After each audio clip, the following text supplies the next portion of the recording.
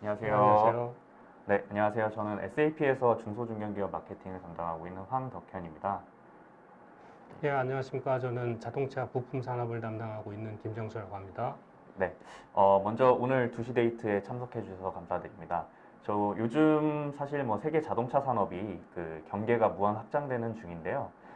정부에서도 뭐 미래차 이런 생태계 조기 전환을 위해 가지고 뭐 부품 기업 전환이라든지 뭐 협력 생태계 확장 등 뭐 이런 다양한 준비를 하고 있고 그 우리 기업들도 대규모 투자랑 그리고 자동차 뭐 이외의 다른 업종 간의 뭔가 협력 구도 이런 것들도 활발하게 지금 진행을 하고 있다고 합니다. 그래서 저희 이번 SAP 2시 데이트에서는 이런 자동차 산업의 급속한 이 변혁의 시기에 맞춰서 우리 중소중견기업이 미래차 시장으로 가는 방향성과 그에 따른 이 준비 방안을 저희 사례와 솔루션 바탕으로 좀 준비해 보았습니다.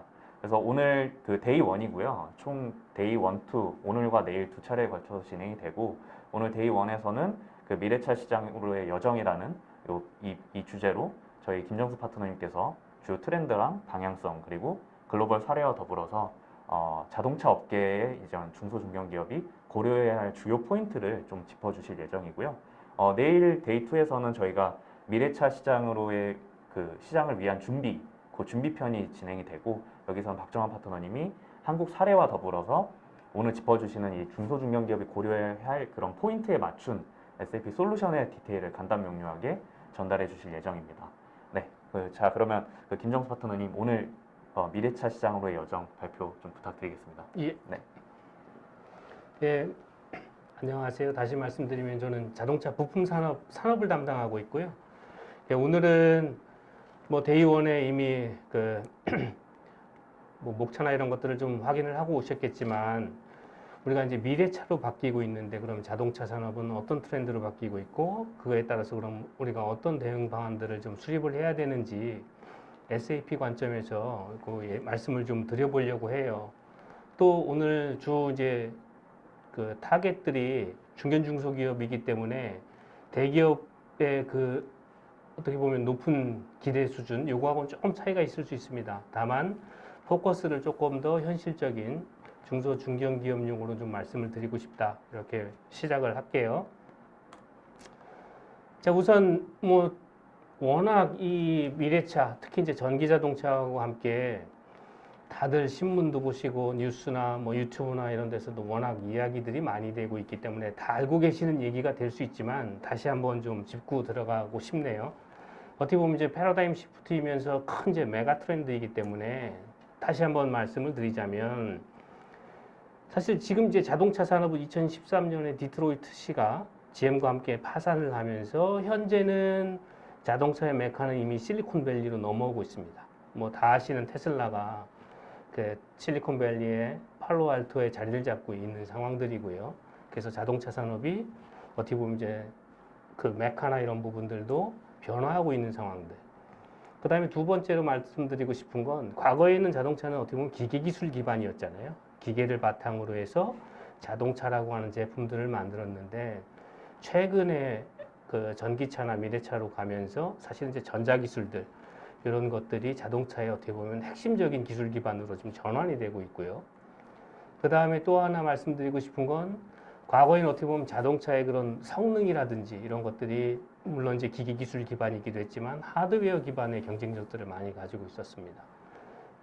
그런데 최근 들어서는 이제 소프트웨어에 대한 경쟁력, 대표적으로 말씀드린 게 이제 자율주행이라든가 이런 부분인데 우리가 오늘 말씀드릴 게 사실은 어떻게 보면은 배터리로 가는 전기 자동차에 대한 포커싱을 두셨다면 사실은 배터리만 생각을 하지 마시고 좀 더 자동차라고 하는 것들이 운용이 되는 어떻게 보면 소프트웨어 관점에서 생각을 좀 많이 해주십사 하고 여러 차례 강조를 좀 드리고 싶어요. 사실은 배터리도 있지만 그 위에 우리가 보면 배터리 매니지먼트 시스템이라든가 이런 것들도 같이 사실은 그런 시스템들이 없으면 즉 소프트웨어들이 없으면 우리 미래차들은 이제 뭐 굴러가지 않는 그러한 제품이 될 거기 때문에 소프트웨어 경쟁력들이 굉장히 이제 부각이 되는 그런 상황들이라고 보시면 될 것 같고요. 그 다음에 마지막으로는 과거의 자동차는 그냥 내가 키를 통해서 도어를 열고 그 다음에 시동을 켜서 운전하고 그 자체의 어떤 폐쇄형 운송수단입니다. 차 안에 들어가면 그 자체가 어떻게 보면 자동차 안에서의 세계 이걸로 끝났다면 지금은 사실은 이제 개방형 운송수단으로 바뀌고 있어요. 즉 자동차가 이제 통신을 시작했습니다.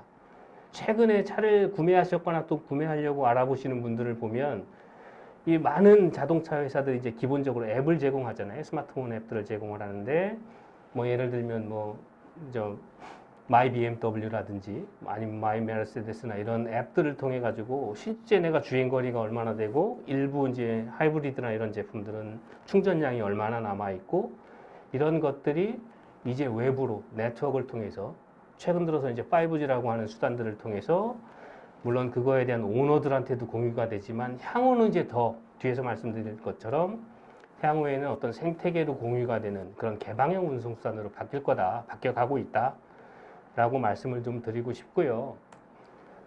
두 번째 페이지에서는 사실 이제 그러면 이 자동차들이 지금 우리가 어떻게 변하고 있느냐. 물론 이게 이미 메가 트렌드라고 자리 잡았고 누구도 그거에 대해서 부정을 하고 있지는 않지만 다시 한번 짚어보면 어떻게 보면 각국 정부 입장에서 보면 환경 규제라든지 또는 연비에 대한 규제 또는 이제 최근 들어서 이제 친환경차에 대한 보조금 그 다음에 충전이나 이런 인프라에 대한 투자 이런 것들을 거의 모든 국가들이 그 규제와 플러스 그 다음에 메리트를 주는 그런 정책들을 병행을 하고 있고요.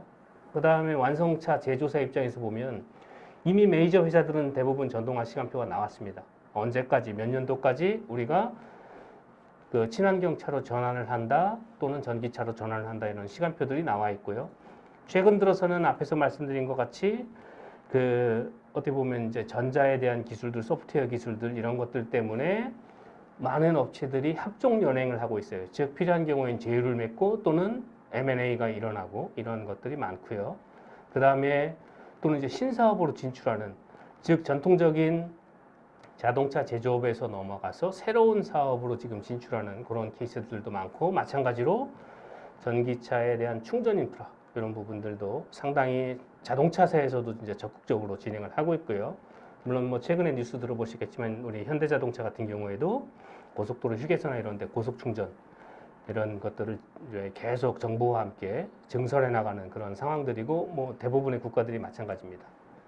그리고 이제 소비자 입장에서 보면 친환경을 이제 선호하는 문화들 그 다음에 사실 이제 연비나 주행거리 신차 가격 같은 경우에는 사실 이제 부정적인 요인들인데 최근 들어서는 이런 어떻게 보면 최근 나오는 그 전기차라든지 하이브리드 제품들이 워낙 성능적인 개선들이 있었기 때문에 이제는 소비자들도 이 두 가지 차원에서 전기차나 이런 시대로 가고 있습니다. 그 다음에 이제 충전 인프라도 사실은 제일 뭐 어떻게 보면 꺼려지는 요인이긴 하지만 점점 늘어나고 있는 상황들이고 그래서 이런 세 가지 어떻게 보면 자동차 산업이 미래차로 바뀌어야 되는 요건들은 또는 그런 프레셔들, 압력들은 이미 조성이 끝났다라고 이해를 하시면 좋을 것 같고요. 그러다 보니 어떻게 보면 이제 여러 국가들, 뭐 EU라든지 미국, 중국, 뭐 한국을 포함해서 많은 국가들이 30년 내지 35년도에는 대부분 내연기관을 이제 판매를 금지하기 시작할 겁니다. 그 다음에 전기차 비중을 늘려가는 그런 형태대로 국가에서는 이제 규제라든지 이런 것들을 시행을 하고 있고요. 그 다음에 많은 뭐 완성차라든지 또는 부품사들 입장에서도 보면 실제 뭐 전동화 시간표가 나와 있긴 하지만 다임러 같은 경우에도 2030년에는 순수 전기차 기업으로 전환하겠다. 그런 선언들을 하고 있고요. 뭐 GM 같은 경우에는 국내 그 LG 에너지 솔루션이라든지 소프트웨어 회사인 마이크로소프트나 소프트뱅크 이런 회사들과 제휴를 해서 이런 이제 전기차 시장으로 전환하려고 하는 그런 움직임들을 보이고 있고요. 물론 부품사인 이제 컨티넨탈 같은 경우에는 최근에 자율주행 관련돼 있는 센서 기업들을 인수하거나 이런 행동들을 활발히 진행하고 있습니다. 물론 이제 우리 현대 자동차 그룹 같은 경우에도 2025년에 167만 대의 전기차를 판매하는 게 목표예요. 근데 특히 뭐 여기에 기술은 안 드렸습니다만 그 우리 그 북미 국가 중에서 이미 노르웨이 같은 경우에는 전기차 판매 비중이 이미 50%를 20년에 넘었어요. 즉 50%는 전기차예요. 근데 거기서 하이브리드는 빼고 얘기한 겁니다. 하이브리드 포함하면 노르웨이 같은 경우에는 70%의 신차 판매율이 하이브리드 플러스 전기차로 이미 넘어가 있는 그렇게 빠르게 변화하는 국가들도 지금 생기고 있는 거고 조만간 뭐 한국이든 또는 중국이든 EU 이런 데를 시작으로 빠르게 지금 전기차 비중 판매가 늘어날 걸로 일단 예상이 되고 있습니다. 근데 이렇게 바뀌면 우리는 어떻게 되는 거야? 물론 이제 여러 이제 연구기관들, 컨설팅 회사들, 그다음에 협회들 이런 자료들을 쭉 조사를 해보면 일단은 완성차에 대한 영향도를 보니까 완성차 근로자가 한 대략 24% 정도 감소할 걸로 예상을 하고 있습니다. 물론 예측이긴 하지만 이런 것들은 사실은 이제 전기차로 바뀌면서 많은 그 부품들이 이제 모듈화로 진행이 될 거고 플러스 스마트 팩토리와 같은 제조의 부분에 있어서의 자동화 이런 부분들이 영향을 미칠 걸로 보여지는데 어쨌든 완성차에 대한 근로자들도 감소할 걸로 예상이 되고 또한 지금 대부분의 완성차들이 완성차를 판매를 해서 수익을 걷고 있지만 향후에는 전체 매출의 한 최대 40%까지는 신규 비즈니스, 즉 지금처럼 차를 판매하는 것 이외에 서비스를 판매하거나 뒤에 말씀드릴 내용들처럼 이 모빌리티를 통해서 새로운 수익들을 계속 추구를 하고 그러한 비중들은 늘어날 것이다. 그 다음에 세 번째는 순수 전기차 판매가 내연기관의 판매보다 증가하는 시점은 예측해보면 유럽은 2028년쯤경 되면 50%가 전기차 넘어갈 거다. 유럽 전체를 볼 때. 중국은 33년 정도 예상되고요. 미국은 약간 좀 늦은 36년 정도면 전기차 비중이 신차 판매 기준으로 했을 때 50%를 넘어갈 거다라고 예측을 하고 있고요. 최근에 그런 시장 상황들로 보면 이거보다 더 빨라질 것 같은 그런 느낌마저 드는 상황들입니다. 그 다음에 이제 소프트웨어 말씀드렸지만 연구개발 비중 중에서 소프트웨어 비중이 계속 늘어날 겁니다. 왜냐하면 소프트웨어로 자동차를 통제하고 그 다음에 그걸 운영을 해야 되기 때문에 소프트웨어 비중이 계속 늘어날 거고요. 최대한 절반 정도까지는 원가 비중을 차지할 걸로 일단 예측을 하는 기관도 있습니다. 그 다음에 이제 부품사 입장. 오늘은 어떻게 보면 이제 부품사가 메인 화두기 때문에 뭐 다 아시겠지만 부품이 한 대략 3만 개 정도 들어가는 완성차에서 한 1만 개 정도는 사라질 걸로 예상이 됩니다. 즉 한 3분의 1은 없어지는 거죠. 그 다음에 두 번째는 특히 구동 전달 부품 같은 경우에는 평균 37%의 감소가 예측이 되고 있어요. 즉 지금 이제 엔진, 트랜스미션 이런 거 관련돼 있는 부품들은 평균적으로 한 30-40%의 부품 감소가 우려가 되고 있는 상황이고요. 근데 반대적으로 전장 부품은 35% 정도가 증가할 걸로 예상됩니다. 즉 기존에 내연기관이 가지고 있던 부품들의 감소분은 어디로 갈 거냐? 전장 부품으로 갈 거다라고 예상을 하는 게 맞을 것 같습니다. 그렇게 가고 있고요. 그래서 그러면은 자동차 어떻게 보면 전체 산업의 밸류체인에서 이것들이 우리는 지금 어떻게 움직여 가고 있느냐, 어떤 변화가 있느냐. 물론 지금 보시는 것처럼 뭐 우리가 공급자들이 있을 거고요. 부품사들이 있겠죠. 뭐 1차 벤더, 2차 벤더, 뭐 N차 벤더까지 있을 거고. 그런 벤더들이 완성차 앞에 부품을 납품을 해서 그것들이 이제 딜러망이라든지 또는 렌탈 공유 서비스, 그 다음에 금융사의 어떤 금융 지원, 그 다음에 애프터마켓이나 서비스 마켓 이런 것들을 통해서 소비자에게 자동차하고 관련돼 있는 그런 제품과 서비스가 제공이 되는 이런 밸류체인 상에서 사실은 우리가 다 알고 있는 전통적인 강자들이 많잖아요. 부품 같은 경우에도 뭐 보쉬나 덴소, 그 다음에 뭐 마그나 또는 제데프 같은 그런 아주 누구나 이름만 들어도 아는 전통적인 부품 산업의 강자들이 있었고 당연히 완성차에서도 뭐 아시는 이러한 자리가 좁아서 다 못 넣긴 하지만 많은 자동 완성차에서의 강자들도 있습니다. 그 다음에 이것들이 뒤에 이제 그런 금융이라든지 렌탈이라든지 여러 그 파트너들을 통해 가지고 소비자에게 서비스가 됐는데 사실은 이런 것들이 오랜 수십 년 동안 크게 시장 점유율은 변할지언정 큰 구도 자체는 변하지 않는 어떻게 보면 굉장히 그나마 안정적인 시장이었어요. 근데 지금 제가 제목에도 디지털 디스트럽션이라고 표현을 했지만 이제 뭔가 디지털로 인해서 산업이 나쁘게 얘기하면 붕괴되고 있고요. 좋게 얘기하면 변화하고 있어요. 그런 시점인데 뭐 워낙 뉴스들을 많이 보셨겠지만 새로운 이제 플레이어들이 들어옵니다. 그런 것들이 보면 이제 구글이라든지 뭐 애플도 막 하겠다. 오래전부터 하고 있고 그 다음에 최근 들어서는 이제 CATL 같은 이제 중국계 배터리 뭐 전 세계 1위 기업들도 있고요. LG전자 최근에 이제 마그나하고 제휴도 하고 있고 VS 사업부 등 자동차 전장 사업에 진출을 이미 했고요. 그다음에 LG 에너지 솔루션과 같이 이제 배터리의 그런 강자들이 막 생겨나고 있습니다. 여기서 좀 특이할 거는 RE라고 하는 리오토모티브라고 이스라엘에서 전기차 플랫폼을 만드는 회사가 이런 것들도 생겨요. 즉 전기차도 이제 플랫폼을 만들어 놓고 그 플랫폼을 완성차라든지 조립하는 그런 회사들에 팔 수 있는 그러한 신성 기업들도 생기고 있고요.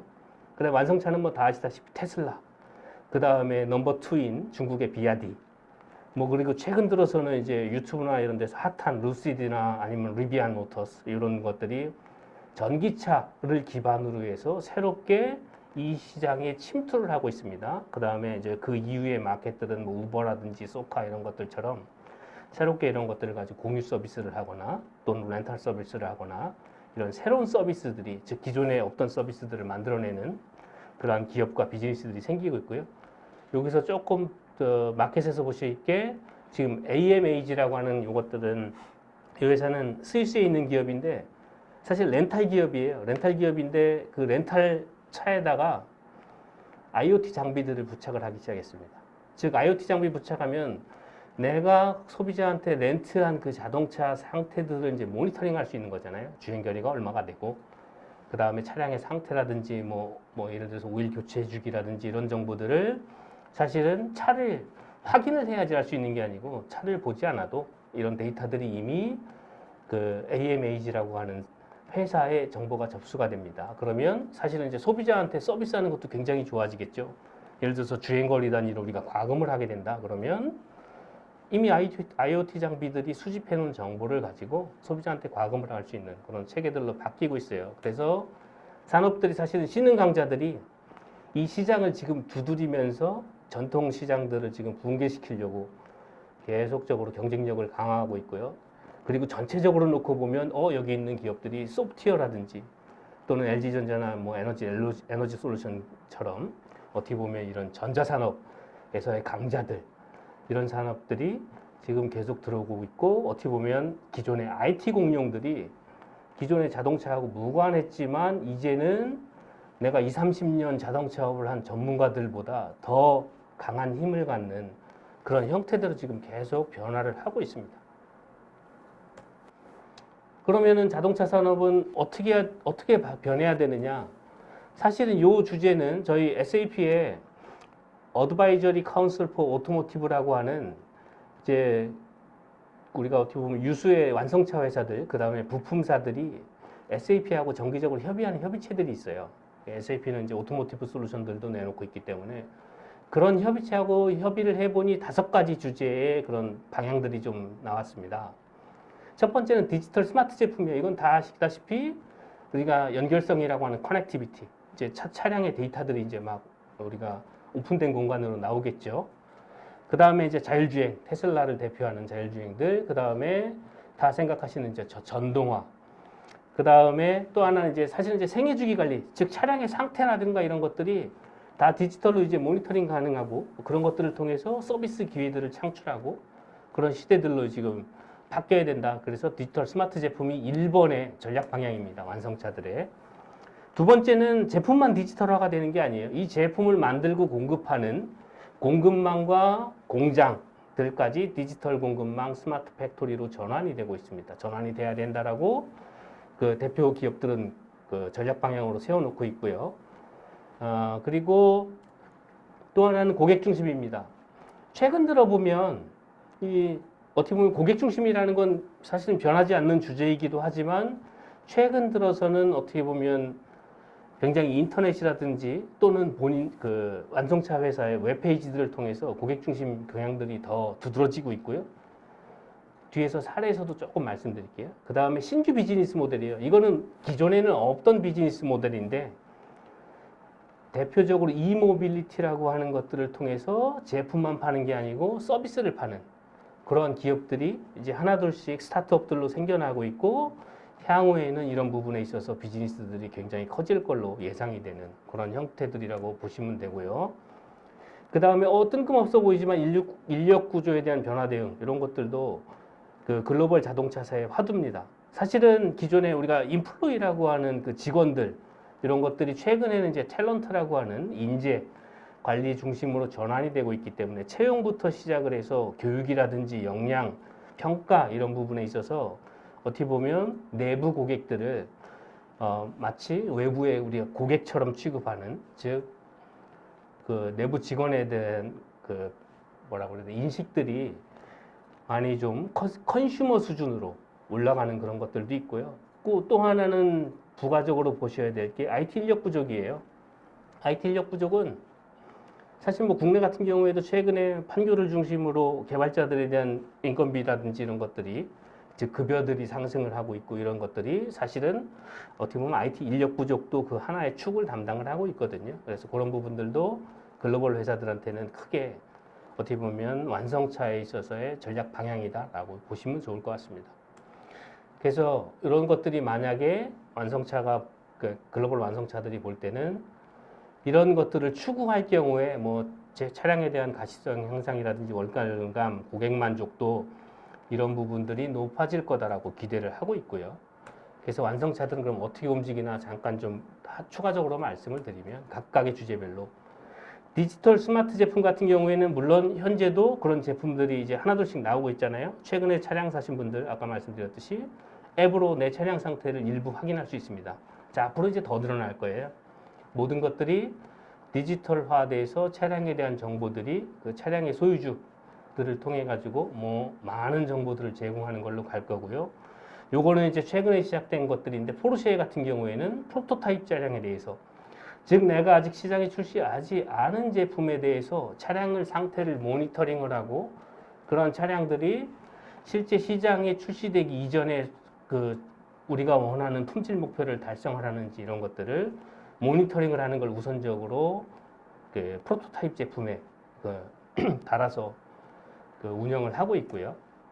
그냥 두 번째는 이제 디지털 공급망이나 스마트 팩토리 관련돼서 이제 아우디 같은 경우에는 모듈러 프로덕션들, 즉 기존의 자동차 완성차들은 어떻게 보면 컨베이어 중심의 생산 체계였다면 생산 라인들을 최대한 플렉서블하게 운영을 하면서 최대한 빈 시간이 없이 그 업타임을 올려서 생산 라인을 가동할 수 있는 그러한 기술들을 많이 고려를 하고 있고 그 차원에서 모듈러 프로덕션이라고 하는 모듈 생산 기반 이런 쪽도 많이 고려를 하고 있고요. 그러면서 결국은 이제 팩토리 오토메이션이라고 하는 자동화 기술들 이런 것들을 접목하는 것들을 전략 방향으로 보고 있습니다. 세 번째는 이제 커스터머 사티스팩션인데 뭐 카르마라고 하는 우리 이제 미국의 어떻게 보면 고성능 전기차를 제조하는 이 회사인데 이런 거 같은 경우에는 사실은 우리가 외부로 뭔가 소비자들한테 자동차에 대한 정보를 제공하고 그 정보 플러스 내가 옵션들을 소비자가 선택을 할 수 있게 해주는 그런 서비스들을 시작을 했지만 기본적으로 이 회사 같은 경우에는 우리가 설계에 대한 정보 그 다음에 실제 뭐 ERP 같은 그런 시스템들에 있는 정보 또 영업에서 쓰는 그런 정보들 BOM이라든지 옵션 사양 정보들을 단일화시켰어요. 즉 그래서 PLM에서 옵션을 선택하는 것들이 옵션을 만들어 놓은 것들이 실제 최종 소비자가 웹페이지에서 옵션 선택해도 동일한 정보를 가지고 운영이 되기 때문에 고객들이 웹페이지만 가지고도 어느 정도 내가 모델을 선택할 수 있고 이렇게 해주는 쪽으로 바뀌고 있고요. 그래서 고객들이 차량을 결정하는 시간들을 줄이고 있습니다. 최근에 그 포드에서 나온 브론코 모델들 미국 웹페이지에 가보시면 거기에서 사용자가 결제만 빼고 어느 정도의 옵션 사양들을 선택할 수 있거든요. 과거에는 우리가 종이로 되어 있는 차량차 브로셔를 보고 영업사원의 설명을 들어야지 옵션을 선택할 수 있었다면 이제는 소비자가 유튜브에서 차량에 대한 그 소개 자료를 보고 그 다음에 고객 완성차사에 가서 옵션을 선택할 수 있는 그런 체계로 바뀌고 있어요. 꼭 아이폰이라든지 우리 스마트폰을 파는 그러한 홈페이지에 들어가서 메모리 선택하고 뭐 컬러 선택하고 해서 선택하듯이 자동차도 그런 방향으로 가고 있습니다. 뭐 언젠가는 아마 다이렉트 세일즈, 웹에서 다이렉트 세일즈 하는 쪽도 나오지 않을까 이렇게 생각이 들고요. 그 다음에 네 번째는 이제 네트워크예요. 자, 네트워크인데 데이터를 모을 거잖아요. 앞에 스마트 제품을 가지고 데이터를 모아서 이걸 어떻게 활용할 거냐에 대한 관점에서 우리가 이제 독일 같은 경우에는 최근에 SAP하고 카트나 X라고 하는 그러한 플랫폼을 만들고 그 카트나 X를 통해서 완성차사하고 부품사들이 그 자동차에 대한 정보들을 모으고 있습니다. 즉 여기에서는 이제 뭐 우리가 제품이라든지 부품에 대한 트래킹이라든지 이런 것들을 우선적으로 진행을 하고 있지만 우리가 이러한 비즈니스 네트워크들을 활용을 하면 결국은 이모빌리티가 되는 거예요. 이전에 우리 이 디지털 비클 허브 세션을 들으셨으면 그러한 맥락으로 자동차에 대한 정보들을 모아서 그걸 갖고 새로운 서비스를 할 수 있는 그런 쪽으로 바뀌고 있다. 그 다음에 인력 구조의 변화는 아까 앞에 말씀드린 걸로 가름할게요. 자, 그 다음에 그럼 부품사는 뭐 어떻게 해야 돼? 어떻게 보면 이제 이러한 미래차로 전환이 시작돼 있는 상황들이기 때문에 여러 가지 가설과 가정들, 그 다음에 예측들이 있을 수 있겠지만 저희 SAP에서 보는 관점은 앞에서 말씀드린 5가지 차원에서 그런 부품사는 어떻게 해야 될까? 사실은 이제 디지털 스마트 제품 관련돼서는 물론 이제 전동화나 전장화하고 관련돼 있는 부품을 만드는 회사에 해당이 되겠지만 이러한 설계나 이런 정보들이 다 데이터화로 바뀌어야 됩니다. 물론 기존에도 PLM이라든지 CAD 이런 것들을 쓰고 계셨겠지만 실제 설계에 대한 정보들이 ERP라든지 MES라든지 관련돼 있는 연관 시스템 또는 연관 프로세스로 자동으로 서로 동기화돼서 운영이 될 수 있는 체계에 대한 고민들을 좀 하셔야 될 것 같고요. 앞에 소프트웨어 말씀드렸지만 센서, 그 다음에 소프트웨어 이런 것들이 융합이 되어 있는 제품들을 만들어야 되기 때문에 소프트웨어에 대한 버전이라든지 업데이트 관리 이런 것들이 필수적으로 고려가 돼야 됩니다. 왜냐하면 소프트웨어는 하드웨어하고 달리 하드웨어는 뭔가 바꾸려고 하면 교체라고 하는 걸 해야 되지만 소프트웨어는 업데이트가 되잖아요. 최초에 내가 공장에서 만든 이 제품의 소프트웨어 버전은 버전 1.0이었으면 시장에 나가서 내년 초에는 1.1이 될 수도 있는 거예요. 그런 업데이트들이 있기 때문에 실제 내가 이 제품에 출시한 소프트웨어 버전이 뭐고 그 다음에 현재 저 자동차에 탑재되어 있는 소프트웨어가 뭔지에 대한 걸 관리를 할 수 있도록 소프트웨어에 대한 버전 관리 이런 것들 굉장히 중요하게 보셔야 될 것 같습니다. 스마트 팩토리는 뭐 다 아시겠지만 여러 가지 그 자동화 기술들이 있겠지만 결국은 스마트 팩토리가 추구하는 방향은 로사이즈 원이라는 쪽으로 가게 될 거라고 보여집니다. 이 얘기는 뭐냐면 기존에 우리는 관리 어떤 품질 관리라든지 생산 추적들을 할 때 랏 단위로 했어요. 묶음 단위, 100개 단위, 200개 단위, 1000개 단위 이렇게 럿 단위로 했다면 앞으로는 하나하나의 소프트웨어가 심어지고 또 하나하나의 클레임에 대한 대응을 하시려면 결국은 개별 단위로 이제 관리하는 것들, 즉 점점 더 미세하게 관리할 수 있는 방향들로 좀씩 전환을 하셔야 될 것 같고 고객 중심 같은 경우에는 이제 어떻게 보면 전기차 시장으로 전환되면서 옵션하고 사양들이 굉장히 늘어나요. 과거에는 그러니까 일부에 대해서만 옵션 사양이 존재를 했고 그 다음에 몇 가지만 선택을 하면 우리가 소비자 입장에서도 차량을 선택할 수 있었지만 현재는 여러 가지 휠부터 시작해서 휠, 타이어, 컬러 여러 가지 시작해서 요즘은 라이트 같은 경우에 백라이트라든지 아니면 헤드라이트 이런 것들도 계속 옵션 사양들로 늘어나고 있기 때문에 똑같이 내가 100만 대 생산 체계를 가지고 있더라도 사실은 부품 입장에서 보면 그게 이제 예전처럼 다 하나의 제품이 다 같은 제품이 아니에요. 이제 여러 가지 제품들로 옵션하고 사양 증가에 따라서 각각의 개별 제품마다의 물량들은 종류는 많아지는데 물량은 줄어드는 그런 형태들이 나올 거기 때문에 우리는 부품사 입장에서 보면 더 빨리 고객의 수요, 즉 완성차의 수요에 대응하기 위해서 그러한 디맨드를 더 빨리 반영할 수 있는 체계에 대한 것들을 고민을 하셔야 될 것 같고요. 그다음에 신규 비즈니스 모델은 요거는 부품사 입장에서는 조금 먼 이야기가 될 수 있지만 일부 배터리라든지 또는 자율주행 관련되어 있는 부품을 하는 회사 같은 경우에는 이모빌리티라고 하는 생태계가 만들어질 겁니다. 그게 완성차가 만들 수도 있고요.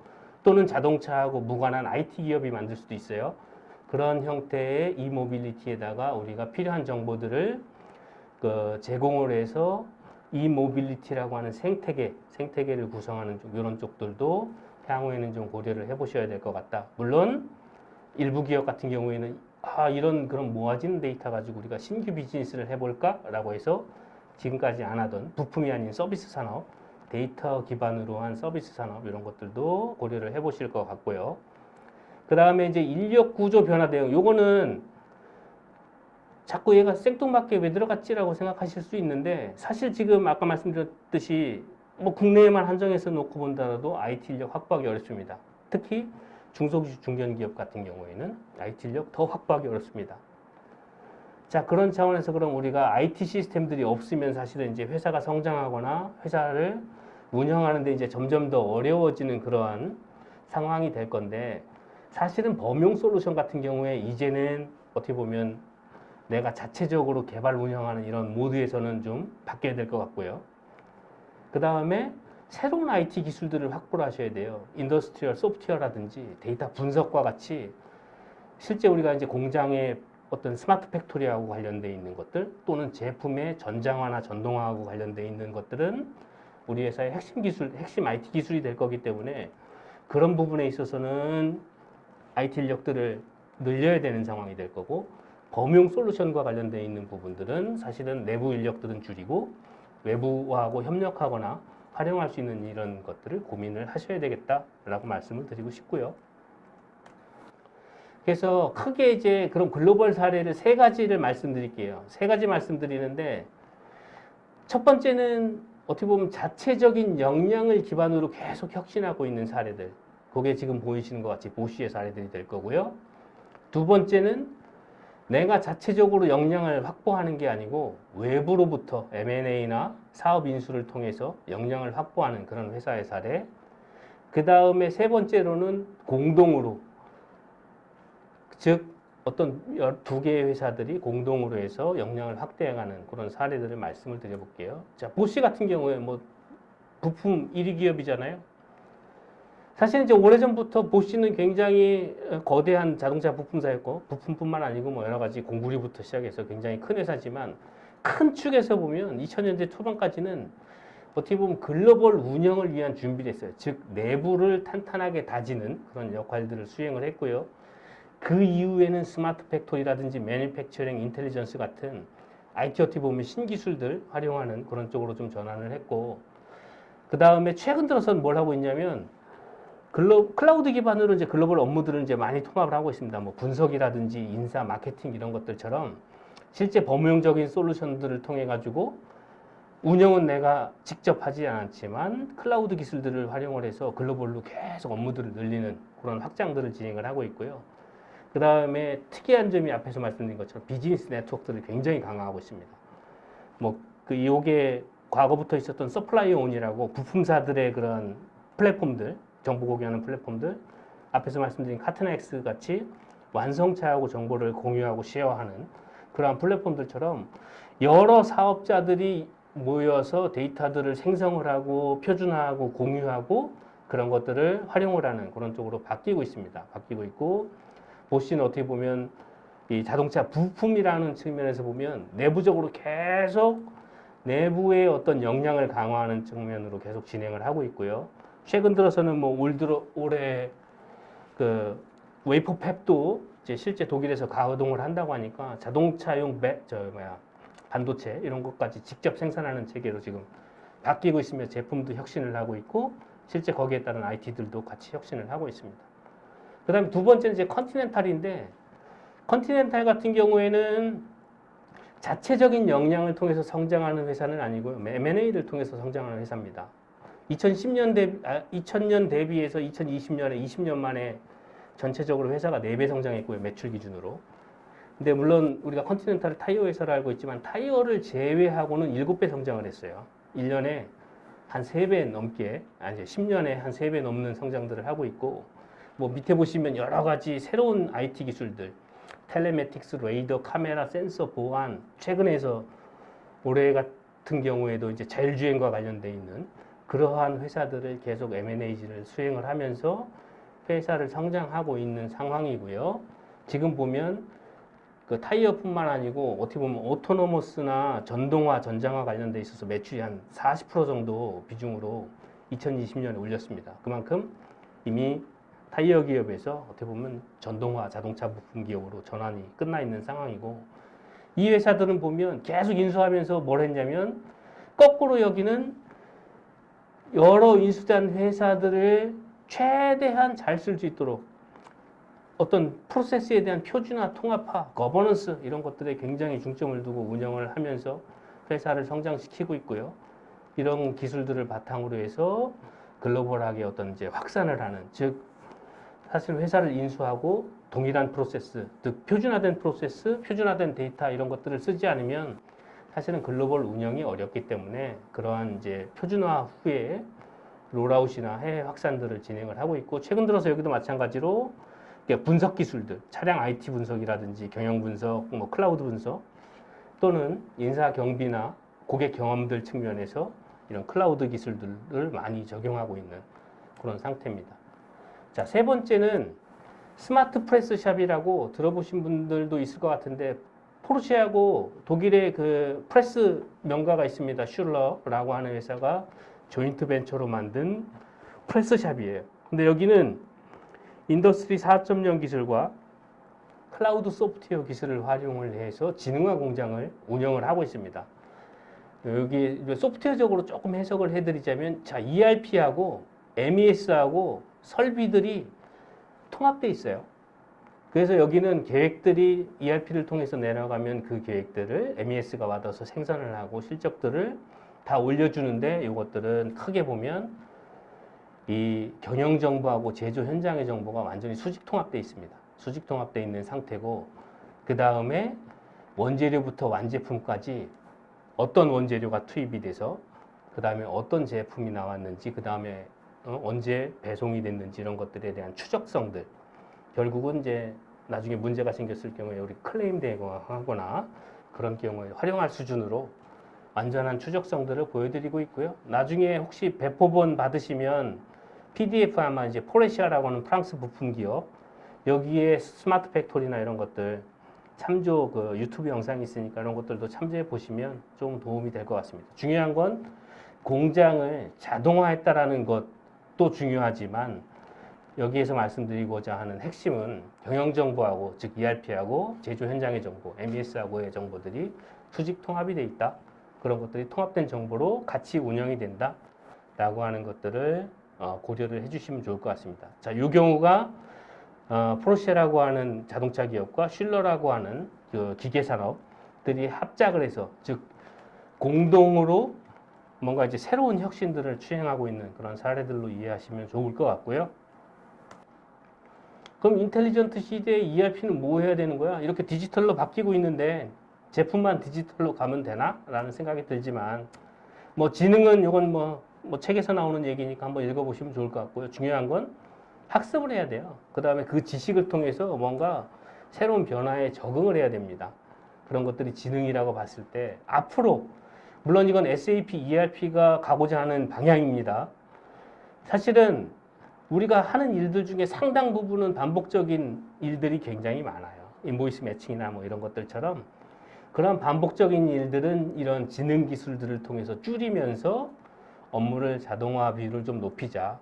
그러면서도 좀 가치가 있는 일, 즉 밸류 에디드 돼 있는 일들을 좀 더 높이는 방향으로 소프트웨어들을 제공을 하자라는 게 어떻게 보면 SAP의 목표이면서, 사실은 이제 지능형 ERP라고 하는 저희들의 목표가 되겠습니다. 이런 방향들로 가야 되는 거고요.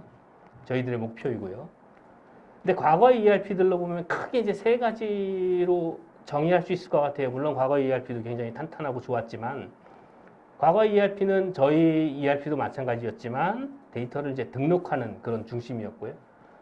그 다음에 이제 트랜잭션이 쌓이는 것, 즉 뭐 세일즈 오더든 퍼체이즈 오더든 또는 우리가 이제 결산 정보든 이런 정보들 중심이었고, 그 다음에 의사결정은 주로 사람이 했잖아요. 리포트 보거나 아니면 그 차트 보거나 이러면서 했다면, 앞으로는 데이터를 그냥 사람이 단순 등록하는 게 아니고 디지털과 연계를 해야 됩니다. 그 다음에 두 번째는 트랜잭션이 아니고 실제 그 데이터를 트랜잭션을 통해서 나온 정보들을 이제 실시간 분석을 하거나 또는 가치 있는 그러한 분석 정보들을 제공하거나, 그 다음에 세 번째는 사람이 의사결정을 물론 앞으로도 하겠지만 이 머신러닝이든 이런 최신의 기술들을 통해서 사람이 제대로 된 판단을 할 수 있도록 도와주는 그런 결과들, 이런 것들, 액션에 대한 조언들을 해서 사람이 좀 더 올바른 판단을 내릴 수 있는 그러한 이제 어떻게 보면 예측에 대한 정보들, 그런 것들이 ERP가 저희들 ERP가 변하고 있는 방향들이고요. 앞으로는 이런 ERP를 도입을 하시는 게 좋겠다라고 말씀드리고 싶고, 그다음에 중소는 여기서부터가 사실 제가 드리고 싶은 제일 중요한 포인트들인데, 그럼 앞으로 제가 서두에 말씀드렸듯이 중소 중견 부품사들은 그럼 ERP나 이런 시스템들을 도입할 때 뭘 좀 고려하면 좋겠냐? 즉 앞에서 이런 방향으로 바뀌어야 됩니다라고 말씀을 드렸는데, 첫 번째, 두 번째는 사실은 기존의 ERP들은 중소중견 같은 경우에는 대부분 자체 개발을 하거나 또는 뭐 국산 ERP들을 많이 쓰셨어요. 그게 나쁘다는 말씀은 아니고, 근데 사실은 좀 더 기능이 많은 또는 좀 더 관리 수준을 높일 수 있는 ERP를 쓰고 싶으셔도 사실은 그걸 운영을 할 수가 없어서 못 쓰시는 경우도 상당히 많이 봤거든요. 근데 이제 앞으로는 그런 부분들에 대한 부분들이 많이 해소가 될 거다. 이런 거는 뭐 내일 세션에서도 좀 언급이 될 거고 하니까 좀 더 고려를 해보실 수 있는 상황이 됐다. 어떻게 보면 아주 좋은 타이밍이라고 이해하시면 좋을 것 같고요. 두 번째는 ERP에는 가장 핵심적으로는 물론 모든 프로세스들이 잘 흘러가야 돼요. 근데 그 중에서는 특히 부각시키고 싶은 건 두 가지. 자, 설계 정보를 표준화하고 그것들이 ERP나 MES하고 표준화 일치화된 정보로 연계가 돼야 됩니다.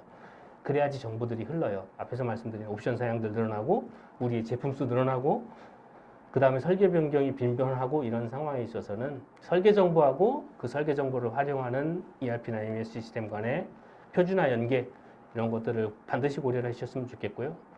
그 다음에 소프트웨어라든지 센서가 부착이 되는 뭐 전자화, 전동화 이런 부품 같은 경우에는 비유행부터 시작해서 소프트웨어를 관리를 하셔야 됩니다. 이 제품은 어떤 소프트웨어 버전을 갖고 있고 이 소프트웨어는 호환성이 어떻게 되고 그 다음에 이 소프트웨어의 이력이라든지 또는 업그레이드 이런 것들을 관리할 수 있는 소프트웨어들을 관리를 하셔야 향후에 내가 제품을 납품하고 향후에 이제 리콜이 되거나 이럴 경우에도 대응할 수 있는 정보들을 만들 수 있어요. 그래서 소프트웨어나 센서에 대한 정보들까지 ERP를 통해서 또는 MES를 통해서 관리하실 수 있는 방향으로 가셔야 되고요.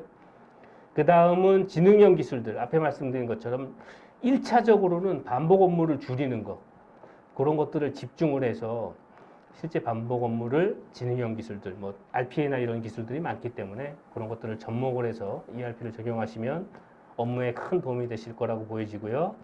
그 다음에 외부 협업이에요. 외부는 크게 보면 공급사하고 그 다음 완성차 두 가지가 될 건데 그러한 정보에 대한 협업과 통합들 이런 것들을 진행하셔야 되고 특히 완성차하고는 완성차의 공급 계획들, 그 다음 완성차에서 주는 지트콜들, 그 다음에 주로 이제 월말에 완성차하고 하는 이제 매출 확정에 대한 부분들 이런 것들도 사실은 SAP에서도 많이 오토모티브 솔루션으로 제공을 하고 있기 때문에 그러한 기술들을 활용을 해서 완성차나 또는 우리 공급업체들과 정보를 서로 협업하면서 그 다음에 통합된 정보를 볼 수 있는 그런 체계로 바뀌셔야 되고요. 그 다음에는 제조 정보하고 통합 연계, 이건 스마트 팩토리하고 관련된 건데 단순하게 공장에 대한 자동화 기기에 대한 도입, 요거 플러스 실제 경영에 관련돼 있는 정보들과 제조 현장의 정보들이 이제 통합돼서 관리가 돼야 됩니다. 그래야지 실제 이 제품에 대한 생산 현황에 대한 가시성이라든지 또는 이 제품이 어떤 과정을 통해서 만들어졌는지에 대한 추적성들, 트레이서빌리티에 대한 부분들이 관리가 될 수 있기 때문에 혹시나 스마트 팩토리를 고려하시게 된다면 이런 영역 정보와의 통합들 고려를 하시면 좋을 것 같고요. 그 다음에 이제 마지막으로는 사실 이건 대기업도 마찬가지인데 우리가 ERP를 도입했는데 끝나고 났어요. 프로젝트가 끝났는데 경영진이 볼 게 없습니다. 왜냐면 트랜잭션만 열심히 데이터만 놓고 있었거든요. 그러니까 실제 이 ERP 시스템이 갖고 있는 그런 성과들이 잘 보이지 않는 문제들이 있어요. 근데 지능형 ERP를 통해서 진행하면서 우리가 예측이라든지 시뮬레이션을 합친 그러한 분석 솔루션 이런 것들 분석 기능들을 도입을 함으로써 경영진들이 어떤 현황에 대한 분석들 또는 그런 예측 데이터를 가지고 의사결정할 수 있는 이런 부분들까지 혼합을 하시면 이런 좋은 결과들이 나올 수 있을 거다라고 보여지고요. 그 다음에 이제 마지막으로 보여드릴 건데 사실 보면 크게 업무 영역별로 보면 경영정보 영역이 있을 거고요. 그 다음에 제조 현장, 뭐 분석, 그 다음에 말씀드린 공급업체라든지 완성타 이런 영역들이 있을 텐데 이 영역들을 나눠놓고 봤을 때 그럼 우리는 어떤 부분들을 고려를 해야 되냐? 앞에서 말씀드린 걸 조금 요약해 드릴게요. 자, 1번 경영정보, 뭐 ERP, PLM, SCM과 같은 관점에서 놓고 보면 여기 탄탄하게 다져놓으셔야 됩니다. 여기 탄탄하게 다져놓지 않으면 지금 주변에 경영정보 주변에 있는 이런 프로세스하고 이런 시스템들하고의 통합은 멀어지고 사실은 엄청 지저분해지는 상황이기 때문에 1번은 경영정보를 좀 탄탄하게 좀 만드셔라. 그 다음에 2번 예측하고 시뮬레이션 기반 분석들을 고려를 하셔라. 사실은 그래야 의사결정을 하고 할 거잖아요. 데이터만 넣으면 뭐예요? 의사결정을 못하면 사실은 뭐 큰 의미 없는 시스템이라고 보여지고요. 그 다음에 세 번째는 지능학령 기술을 접목을 해서 조금 더 부가가치가 적은 반복적인 업무들을 좀 줄여보셔라. 그 다음에 네 번째는 외부하고 통합도 고려를 하셔라. 아까 말씀드린 것처럼 공급업체, 그 다음에 고객들 이런 것들에 대한 통합도 고려를 하시면 좋을 것 같고요. 그 다음에 다섯 번째로는 제조 현장, MS는 MS로 돌고 ERP는 ERP대로 돌고 이런 체계가 아니라 서로 동일한 데이터를 가지고 서로 가치성을 확보할 수 있는 그런 통합성들 이런 것들도 고려를 하시면 중소중견기업 부품사 입장에서 보면 회사를 운영하는 그러한 좋은 어떻게 보면 ERP 아키텍처를 가지실 수 있을 거라고 보여지고요. 이 아키텍처에 어떻게 보면 SAP의 구체적인 솔루션 이름이나 이런 것들 저희가 제언 드리는 건 내일 세션에 보시면 조금 더 확인하실 수 있으니까요. 내일도 참석을 해주시면 좋을 것 같습니다. 네, 제가 말씀드린 건 짧은 시간이지만 도움이 되셨길 바라면서 제 발표는 이것으로 마치도록 하겠습니다. 감사합니다. 네, 좋은 내용 감사드립니다. 오늘 뭐 전체적인 저희 시장 트렌드부터 뭐 사례 기반의 완성차, 부품사 대응 방안, 그리고 뭐 인력 구조의 변화 대응 차원에서의 뭔가 IT 신기술 도입이라든지 범용 솔루션 확보 이런 부분들을 좀 전반적으로 짚어주셨고요. 더 나아가서 결국에는 저희가 설계 정보 표준화라든지 뭐 이런 제조 정보의 연계 그리고 반복 업무 감소부터 뭔가 분석까지 저희 중소중견 기업에서 필요한 ERP 도입 시 고려할 수 있는 사항들을 이 아키텍처로 좀 보여주셨습니다. 그러니까 많은 분들께 도움이 되셨기를 좀 바라면서 저희 지금 저희가 요 발표를 진행해 주실 때 질문을 채팅창에 많이 남겨주셨는데요. 질문에 대한 답변을 제가 드리기 전에 오늘 질문 남겨주신 분들 중에 이제 추첨을 통해서 저희가 30분께 커피 쿠폰을 좀 드리도록 하고요. 채팅창에 이제 실시간 설문을 저희가 올릴 텐데 설문을 통해서 이제 저희가 참석해주신 분들이 어떤 의견이나 생각을 갖고 계신지 그런 부분을 저희가 좀 수집을 해서 추후에 저희가 웨비나를 활용할 때 뭔가 좀 더 나은 주제를 전달 드리고자 합니다. 그래서 등록해 주신 분들 중에는 또 10분을 추첨해가지고 피자 쿠폰을 좀 드리니까요. 많이 참석 부탁드리고요. 추후에 저희가 온오프라인으로 좀 미팅을 좀 별도로 진행을 할 때 여기에 참석해 주신 모든 분들께도 푸짐한 기프트 좀 드릴 예정이니까 많은 참여 부탁드립니다. 네, 그러면 지금 저희가 첫 질문부터 한번 쭉 보겠습니다. 전승호님께서 질문해 주셨는데요. 한국의 미래차 시장 확대 관련해서 최근 이슈와 이 해결 사례가 좀 궁금합니다라고 질문 주셨어요. 뭐 이 네, 부분은 네. 예, 질문의 의도는 제가 이해를 하겠는데 사실은 저희도 이제 시작하는 상황이에요. 그래서 사례라고 말씀드릴 수 있는 건 아직은 없고 저희도 이런 것들을 물론 이제 완성차라든지 또는 부품사하고 공동으로 좀 해결을 앞으로 해야 될 숙제인 것 같고요. 사례라고 말씀드릴 거는 솔직히 지금은 없습니다. 예. 그리고 다음으로 지금 방금민님께서 질문을 주셨는데 향후 미래 자동차 산업 변화에서 우리가 살아남기 위해 어느 부분이 가장 중점을 두어야 되는지 뭐 질문을 주셨습니다. 근데 네. 앞에 말씀드렸다시피 이제 어떻게 보면 저희들 관점에서 보면 뭐 전동화도 있고 막 많지만 또는 배터리나 이런 전기를 쓰는 것들도 많지만 사실은 소프트웨어예요. 제가 보기에는 물론 이제 소프트웨어가 필요 없는 부품도 많습니다. 부품사가 워낙 종류가 다양하다 보니까 그렇지만 근데 가장 핵심적이라고 하는 건 결국은 전기를 써서 우리가 움직이는 것들. 예를 들면 우리 스마트폰이라고 상상을 하시면 스마트폰에서 우리 기존에 살아남았던 즉 노키아가 망하고 삼성이라든지 화웨이라든지 뭐 또는 애플들이 살아남았던 그런 것들을 조금 상상을 해보시면 조금 더 나을 것 같지만 결국은 소프트웨어였거든요.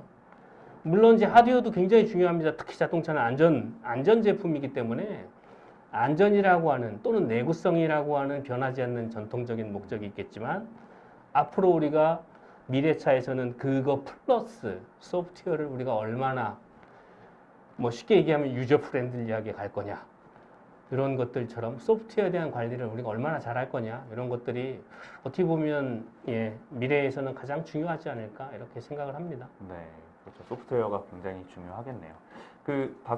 다음으로 이제 박승욱님께서 질문을 주셨는데요. 좀 길게 적어주셨는데, 그 미래 커넥티드 자율주행 자동차는 결국 그 유의미한 데이터를 누가 많이 모으고 해석해서 차별화된 서비스를 제공하는지의 싸움이 될 것이다. 근데 이제 자동차에서 생성되는 이 많은 데이터의 수집과 처리 자체가 뭐 쉽지 않아 보인다고 하셨어요. 그래서 저희가 SAP에서 생각하는 효율적인 자동차의 빅데이터 수집, 처리, 분석에 대한 솔루션이 무엇이 있는지 좀 질문을 주셨는데요. 네.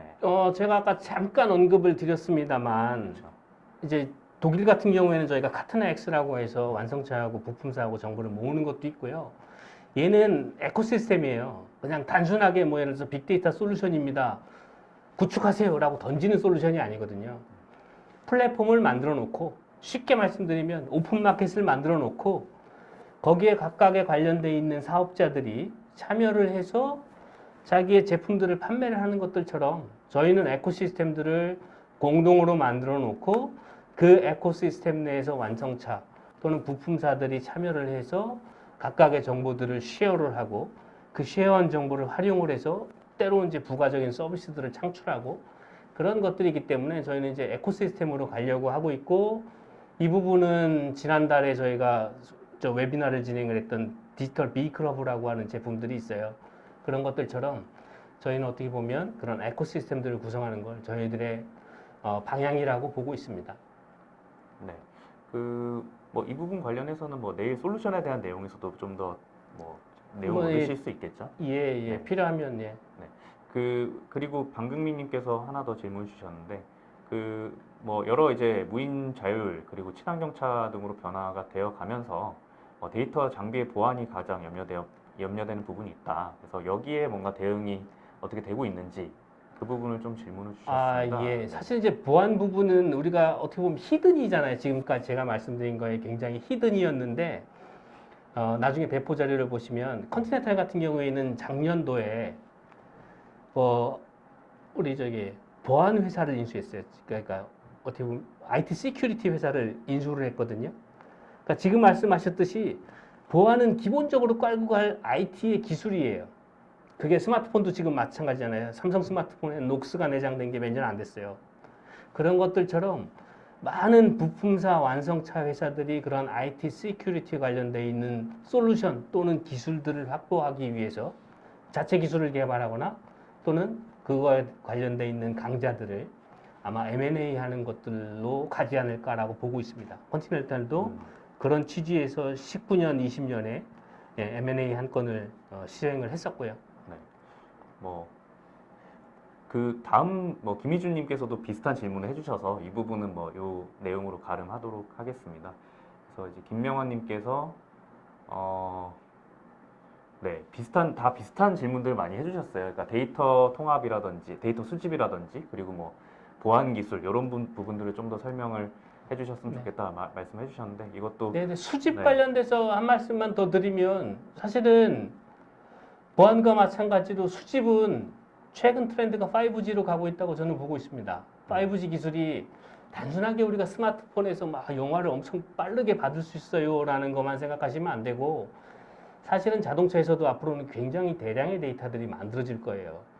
그것들이 우리가 이제 뭐 네트워크 커넥터 꼽듯이 선 꼽아가지고 가는 정보를 공유하는 체계가 아니잖아요. 이제는 결국은 무선 기술일 거고 그 무선 기술이 시작을 열어주는 게 5G 기술이라고 보여지고요. 물론 5G 기술 플러스 그 데이터에 대한 시큐리티도 아마 같이 움직일 거라고 보여집니다. 네. 그러면 이제 그 오재규님께서 질문 주신 것도 뭐 사실 아까 말씀 주신 그 독일에서 저희가 이제 표준화를 통해서 완성차와 부품 벤더사들이 어떻게 운영되고 있는지를 설명해 주셔서 이 부분도 저희 나중에 서면으로 다시 한번 업데이트 드리도록 예, 요건 하고요. 자료를 조금 뭐 네네. 참조해 보셔도 좋고, 예. 네. 그리고 뭐 한 가지 더 이제 강덕진님께서 그 미래차로 시스템을 변화시켜가는 단계에서 가장 고려해야 할 부분이 무엇인지 그리고 운영상의 비용 절감 요소가 무엇이 있을지 이 부분을 또 질문을 주셨습니다. 네, 두 가지 말씀을 주신 것 같은데 하나는 어떻게 보면 미래차로 시스템을 변화시켜가는 게 그 시스템이 IT 시스템, 즉 뭐 ERP나 이런 것들이 염두에 두신다면 제가 아까 말씀드린 것처럼 어떤 공용 기술들, 공용 솔루션 같은 ERP, PLM, SCM 같은 공용 솔루션들은 이제 사실은 이제 내재화보다는 외부로 빼시는 게 맞을 것 같아요. 네. 오히려 IT 기술들은 아까 말씀드린 것처럼 그 산업 소프트웨어나 또는 이런 어널리틱스 같은 그런 기술들의 인력들을 좀 더 회사 차원에서 좀 더 늘리시는 게 맞고 범용 기술은 이제 아웃소싱 체계로 변하시는 게 운영상 비용 절감하는 데도 도움이 되실 거다라고 보고 있습니다. 네. 저희가 지금 뭐 시간이 많진 않아서 이제 빠르게 좀 넘어가 보도록 하겠습니다. 다음 질문을 보면은 권태우님께서 질문하신 게 있는데요. 그 자율주행에 필요한 센싱 정보를 뭐 자동차 내에 엣지 컴퓨팅을 통해서 데이터 적체 후에 원격 센터에 전송하고 그런 방안도 국내 완성차 업계에서도 계획하고 있는지 궁금하다. 그리고 반도체나 배터리 전지 네트워크에서 발생되는 IoT 센싱에 대한 정보 처리를 어떻게 하는지 궁금하다고 하셨는데요. 이 부분에 네. 대한 네. 제가 보기에 당연히 국내 완성차가 고려를 안 하지 그렇죠. 않을 수는 없잖아요. 네. 뭐 현대 자동차 그룹에서도 저런 부분들에 대해서는 많이 하고 계시는 걸로 알고 있고요. 예. 뭐 저거 안 하면 사실은 예, 그렇죠. 미래차라고 가기 어려운 상황이기 때문에 네. 무조건 예, 하고 계시다고 알고 있습니다. 그리고 다음 질문 좀 확인해 보겠습니다. 저희가 뭐가 있을까요? 지금 질문들이 워낙 많으셔가지고 저희가 지금 지정호님께서 지금 보니까 자동차 산업의 디지털 트랜스포메이션 변화와 전기차로 새롭게 개편됨에 따라서 제조기업이 데이터 기업으로 변화하기 위한 중요 변화가 어떻게 되는지 여기에 대한 SAP의 지원 전략이 무엇인지를 좀 질문해 주셨어요. 잠깐 언급드렸던 것처럼 저희는 에코시스템 만든다고 말씀드렸잖아요. 그리고 어떻게 보면 하드웨어라고 하는 자동차, 여기에서 발생하는 데이터, 그 데이터들을 처리하는 소프트웨어, 이런 것들은 이제 과거처럼 완성차 하나가 그 데이터를 만들어서 효과를 보기에는 이제는 어려운 상황이 될 거다라고 보여지고요. 그래서 말씀드린 게 에코시스템인 거고, 그 시장에 참여하는 부품사 완성차 또는 그하고 관련되어 있는 그게 뭐 렌탈이 됐든 어떤 서비스를 하는 회사든 그런 회사들과 공동으로 그런 데이터들을 만들어서 사실 에코시스템을 해야 그 에코시스템에서 나오는 데이터가 우리가 효과성을 발휘할 수 있을 거라고 저희는 보고 있습니다. 네. 저희가 시간 관계상 이제 마지막 한 질문만 더 보고 남은 저희가 미처 드리지 못한 질문은 저희가 서면을 통해서 감사 메일로 곧 발송드릴 예정이니까요. 오늘 발표 자료랑 같이 발송을 드릴 예정입니다. 그래서 그 부분은 좀 참고해 주시면 감사드리겠습니다. 마지막으로 뭐 파트님 한번 보시고 좀 뭘 답변을 좀 네네. 빠르게 좀 드릴 수 있는 게 뭐가 있을까요?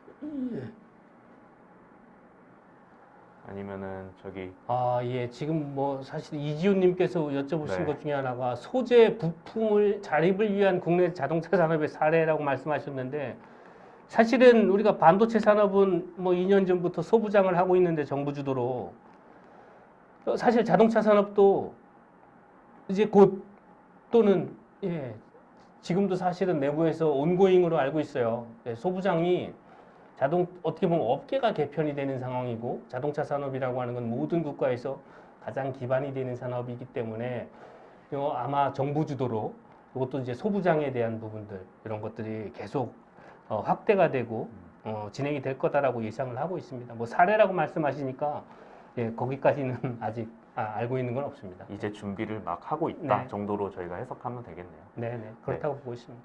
네, 저희가 시간 관계상 모든 질문을 지금 답변 드리지는 못했지만 남은 부분에 대해서는 아까 말씀드렸다시피 감사 메일을 통해서 서면으로 공유 드리겠습니다.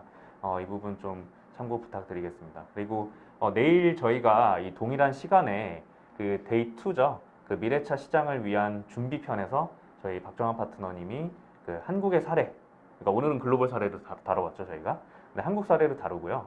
그리고 오늘 짚어주신 중소 중견기업이 고려해야 될 그런 포인트에 맞춘 SAP 솔루션 디테일 부분을 좀 간단 명료하게 전달을 해주실 예정이니까요. 이어서 많은 참여 좀 부탁드리겠습니다. 네, 오늘 데이 1 미래차 시장으로의 여정편은 여기서 마치도록 하고요. 네, 오늘 발표해주신 오늘 발표에 참여해주신 모든 분들께 감사의 말씀 드리면서 인사드리도록 하겠습니다. 네, 인사하시죠. 네, 예. 네 감사합니다. 감사합니다.